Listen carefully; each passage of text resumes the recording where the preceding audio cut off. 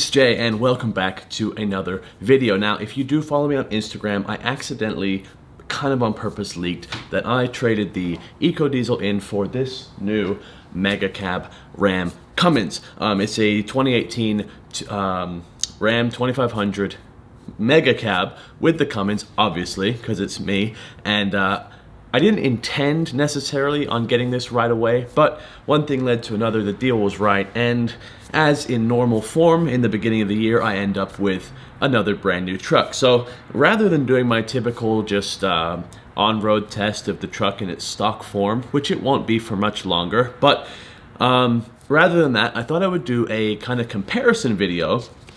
And what I have here is the two window stickers, one for the EcoDiesel and one for the Cummins. And what I want to do is talk about the price of each and which of the two has a better value in my opinion. And that might be interesting because obviously a lot of people go back and forth between a 2500 Cummins and an EcoDiesel. So first thing I want to do is show you the window sticker. This is for the 2017 EcoDiesel. And as you can see, the total price after ads is $55,520. Now, that is a ton of money for a 1500, but both of these trucks are Laramie spec. They have identical interiors.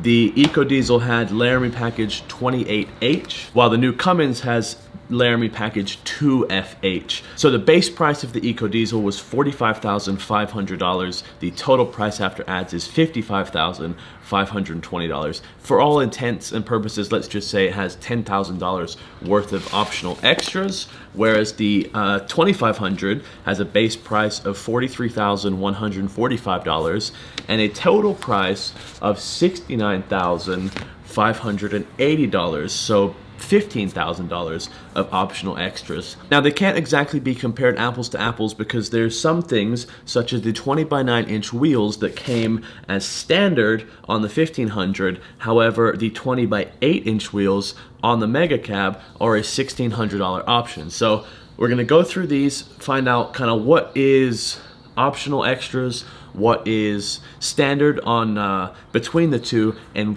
kind of make a cursory decision of which is a better value for the money. So to keep this comparison fair, I want to let you guys know in advance that both of these are spec'd almost exactly the same, other than obviously the options that come related to the EcoDiesel and related to the Cummins. So they both have the same interior trim closely. However, the leather seats and the heated second row seats on the 1500 was a $695 option, whereas on the 2500 it's only a $545 option.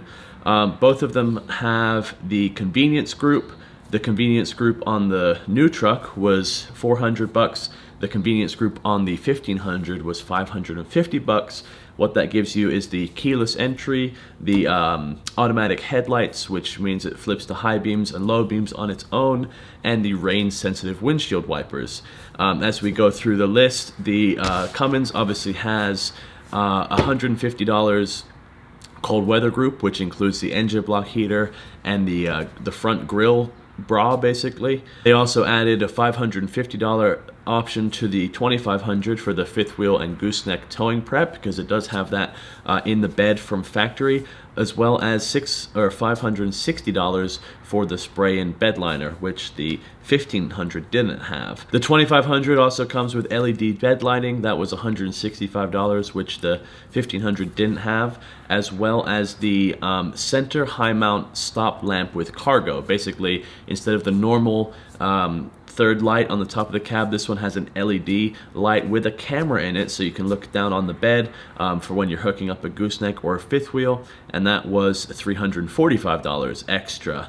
This one also has power folding mirrors, which the 1500 did not have, and that was $120 extra. When we get into the big money differences, obviously we're talking about the engine. The 1500 came with a $4,270 optional extra, which was the the 3-liter EcoDiesel, whereas the 6.7 i6 Cummins turbo diesel in the new 2500 is an $8,800 option. So there's where we get a big chunk of the difference in price, because you know, between those two engines is about $4,500. One disclaimer I do want to give you guys real quick is this is just sticker price. This doesn't necessarily reflect what I ended up paying for each of these trucks.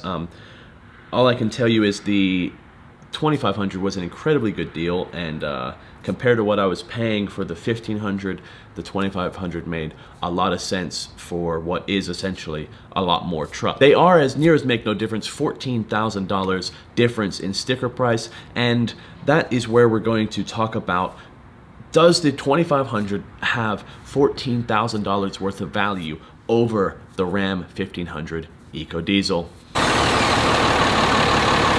So if you're unfamiliar, this is my 6th Cummins turbo diesel equipped vehicle and my 8th Ram truck, if you're unfamiliar. So I would say that I'm relatively qualified to give a valid opinion on whether this truck has any value over the EcoDiesel or not. Now, obviously, drivability wise and stuff like that, they're both amazing trucks, as you guys can tell from my numerous videos on the EcoDiesel. Absolutely great truck all around. I didn't personally have a single issue with it.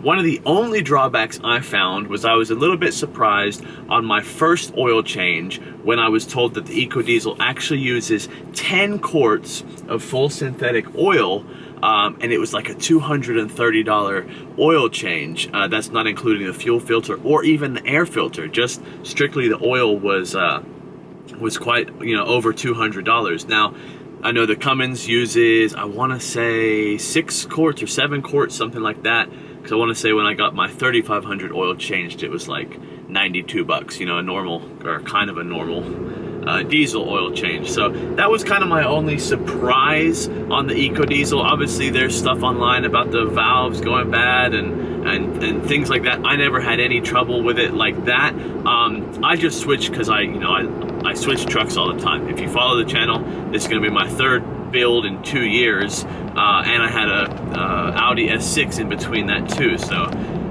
you know, me switching trucks isn't necessarily meaning that the old truck was bad, just you know, that it was time to build something else. So keep that in mind. But for me personally, if you know you're never going to tow, and you just want a really good city dweller or something that's really good on the highway and you're going to leave it bone stock, the EcoDiesel is an absolutely phenomenal platform.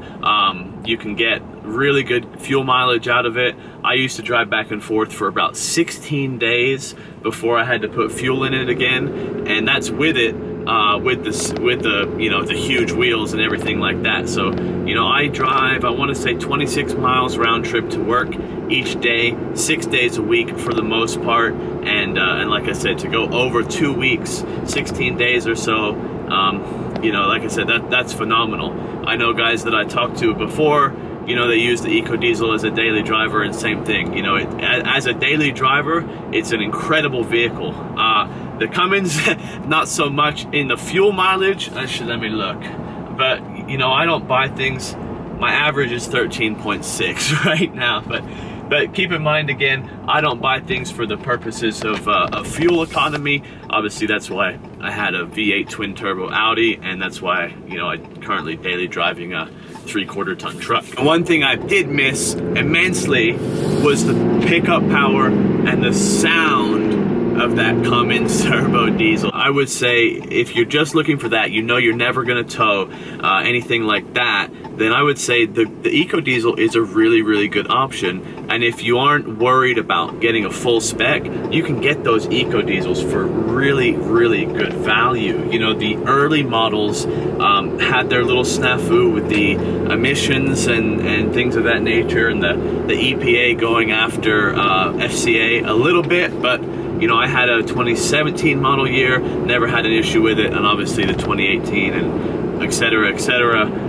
is only going to improve from there. But you, like I said, I think when I bought mine, I think I got it for $17,000 or $18,000 off MSRP, and you know, for that truck and that spec, that was that was tremendous. So, you know, from that perspective, the EcoDiesel is a very, very, very good vehicle. Now, on the other side of that, they're not very modifiable. There are, you know, you can get like the green diesel engineering tune and stuff like that, but there are very, very few performance modifications available for the EcoDiesel. Now, if you're not into that, again, irrelevant, but if it is something that you're wanting to put a couple of extra parts, I'm not a huge performance tuner, but, you know, I'd like to do an intercooler. I like to do, on this truck, I'll put on most likely the, you know, the Caterpillar replacement fuel filters and water separator, so stuff like that.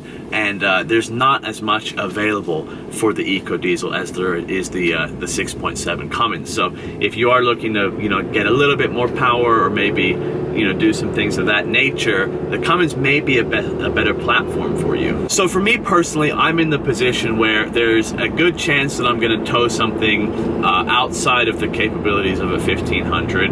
I want the extra power, and I'm not really worried about the fuel mileage. I would say for me, between the 2500 Cummins that I just bought and the 1500 EcoDiesel, I would spend the extra money for the Cummins turbo diesel, especially if it's something that you're gonna want to be keeping for like 5, 6, 7 years. I would say the Cummins, anything's Cummins equipped, is going to be a far better investment for those of you guys who keep your trucks well past, you know, paying them off. I think the Cummins, through any application, lasts much longer than any other diesel on the road. My personal preference. Anyway, like I said, for my application, you know, and those of you guys who are going to keep this vehicle for a very long time, I would say the Cummins is the better vehicle for you.